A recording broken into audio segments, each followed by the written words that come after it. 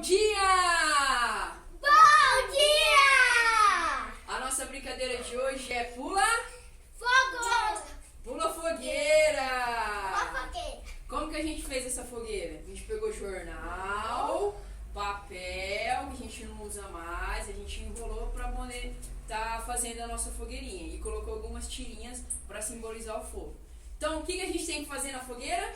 Pular! Pode relar nela? Não, não. Não pode. Vamos tentar? Vamos.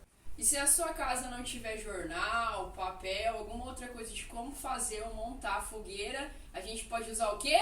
Almoçada! Muito bem, vamos construir a nossa. Coloca lá uma em cima da outra e o nosso foguinho, tá? Pula com os dois no pé juntinho. Deixa eu falar uma vez, né? Aí, agora pula de lado. Dá pra pular ou não? Vai que consegue, vai! Aê! Tá bom! Do outro ladinho agora, ó.